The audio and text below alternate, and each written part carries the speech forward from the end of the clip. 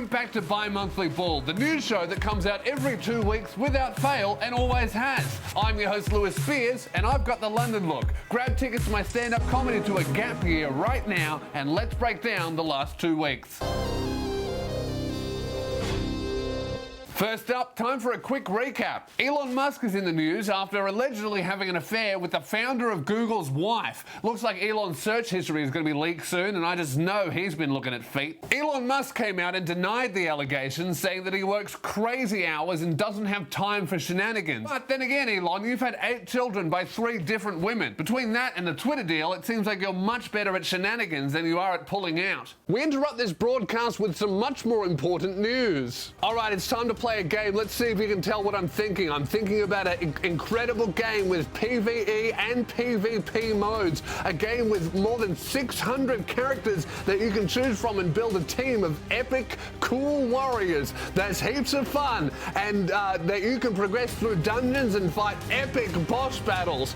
That's right. I'm talking about Raid Shadow Legends. Use my QR code or links in the description to download Raid yourself to your mobile phone or PC. Raid is celebrating its 3rd birthday, so to celebrate, check out my 3 favorite champions. We've got the level 38 Shaman. Look at her abs, that's crazy. Then we've got my other favorite, Earthsign Ironhide. Absolutely no abs, what a fatty, go for a run. But then we also have Jaiso, level 34. He's a little lizard man. And this month, Raid has a non-stop schedule of special events and activities, including Forge Pass Season 3. You know I love a good 3. I think my teeth make me a bit of a 3 at the moment. There's some amazing rewards on offer, including a limited edition artifact set. If that's not enough, Raid's bringing out some new champions, including some awesome skins for the champion Madame Ceres. But wait, here's the big news. Raid has given everyone's favorite champion an upgrade, and you know who I'm about to say. Death Knight is becoming a legendary champion. It's something we've all been waiting for, and I can't wait to see how the ultimate Death Knight turns out. There's never been a better time to get started. New players, scan my QR code or use my link to get a free starter pack worth $30 and a free champion, Hyena. You'll find your rewards in the mailbox here, available for the next 30 days. And once you're in, you can find me in-game under the name Lou Spears, and you can join my clan. Not that kind of clan. Scan my code, use my link, and I'll see you in-game. In social media news, just when you thought Facebook couldn't get any worse, they've announced sweeping algorithm changes to mimic TikTok, prioritizing short videos over posts from your friends and family. In response to this, boomers everywhere have started learning the renegade dance, a trend from 18 months ago, so they can start to push insane conspiracy and QAnon theories through the power of music and movement. We have an example here of some of the great content that Facebook influencers will be making soon.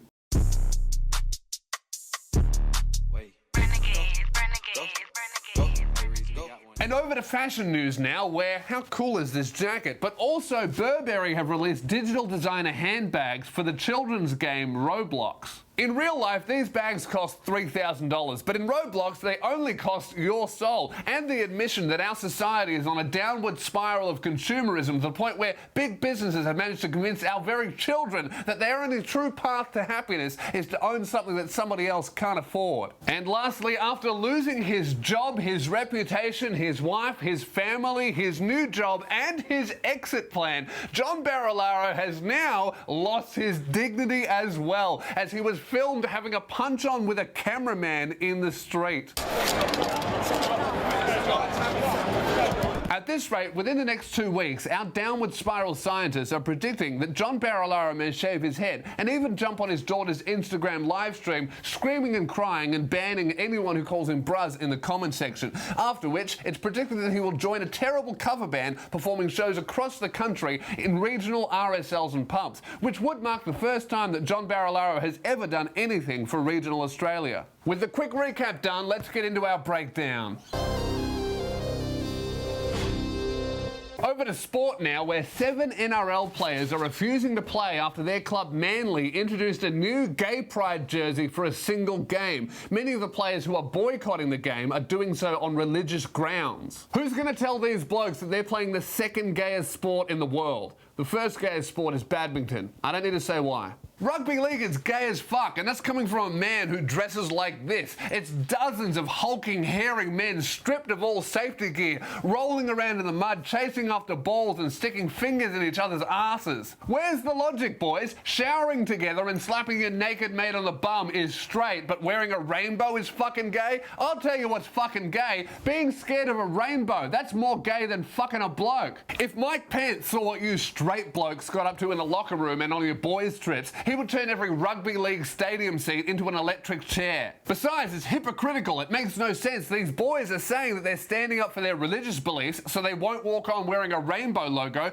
but for months, all year, they've been walking on the field wearing a PointsBet logo. I don't think God would like your promotion of gambling, boys, and I'm not so sure he would approve of the field you play on being covered in alcohol ads, or rugby fans' wives being covered in bruises. You boys don't have to wear the jersey. It is a free country, but why don't you be honest about why you don't want to wear it? This isn't about you being pious or religious men. If you were, you wouldn't partake in anything the game associates with or what you guys do outside of playing the game. This isn't about being a pious religious guy. This is about you not liking gay shit. You're just too scared to say it. And I think that's pretty fucking gay. And in independent Australian comedian news, stand-up comedian Lewis Spears has announced his tour Gap Year, and it is selling out months in advance everywhere except for Ballarat, where he's only sold 4 tickets, and to be honest, it's looking like a disaster. Crossing live now to Lewis Spears. Lewis, why are you selling so shit in Ballarat? Yeah, thanks for having me, Lewis. Look, I don't know what's going on. I mean, Geelong is selling really well, so I'm not sure what Ballarat's problem is.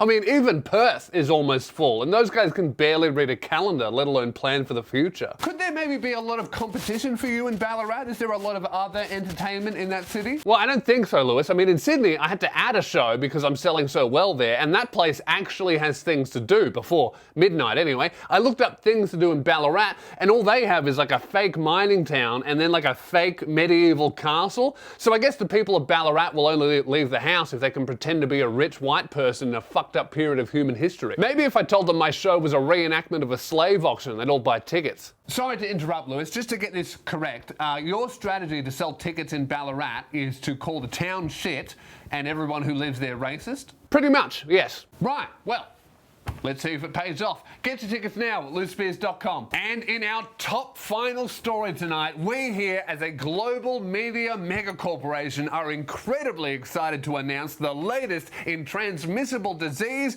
monkeypox. Welcome, monkeypox, to the 24-hour news cycle. We're happy to have you. To all our news fans out there, we are pleased to say that for the next 6 months, 24 hours a day, we'll be doing our very best to terrify, traumatize, and depress you with as much misinformation and doomsday reporting about monkeypox as possible. Just when you thought you'd recovered from the COVID news cycle, we're incredibly pleased to say that within 24 hours of monkeypox making it to our shores, we managed to convince the general public that it was a sexually transmitted disease. It's not at all. And we know that. Crossing live now to the CEO of mainstream media, Sam Summers. Sam, welcome to the show. With monkeypox landing on American shores and many other countries across the world, can you tell us a little bit about the media's goal during this time? Well, Lewis, firstly, thanks for having me. Secondly, our goal is to make as much money as possible. And what about keeping people informed, calm, and safe? No, silly. That's far less profitable. What we actually want to do is propagate thousands of different theories about monkeypox and frame it as the second coming of COVID. Even though monkeypox has been around since 1958, we understand it very well.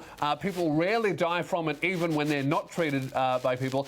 It's completely treatable, and we've had a vaccine for it for decades. I found all of this on Google. I had to scroll past a lot of your fear-mongering articles, but I did manage to find the truth somewhere. Yes, that's all true, but when have we here at the media worried about the truth? For example, have a look at this headline in the New York Post, which was many millions of people's first impression of monkeypox, and we all know how difficult it is to remove a first impression. We've got here, monkeypox virus could become entrenched as new STD in the US, and then the entire article is about gay people catching monkeypox during sex, and we've framed it as an STD when we know full well that it's not an STD, and it doesn't just affect gay people, but that's what's going to get people clicking, sharing, and angry, and that's our business.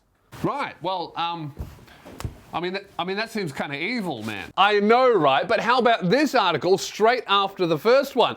Children getting monkeypox. And it's a whole article about kids getting monkeypox. Now, if you see what we've done there, what we've done is we've framed monkeypox as something that only affects gay people, and then we posted one about kids getting it, making it sound like gay people are preying on children and giving them diseases that most people think are an STD. So, yeah, we might get a few riots with that one, actually, and that'll mean more money for us. Made it look like they were preying on children. Right, double fear-mongering. That's probably going to result in a hate crime.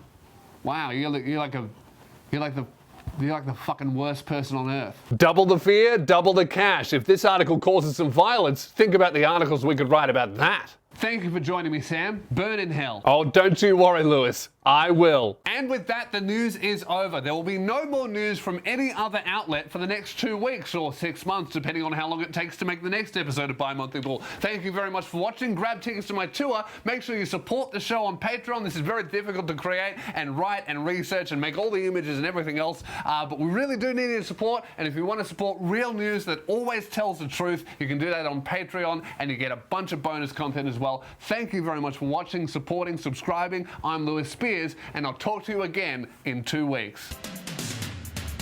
Buy my shit, buy my shirts, buy my merch and no one gets hurt. Buy my shit, buy my shirts, buy my merch and no one gets hurt. Buy my shit, buy my shirts, buy my merch and no one gets hurt. Buy my shit, buy my shirts, buy my merch and no one gets hurt.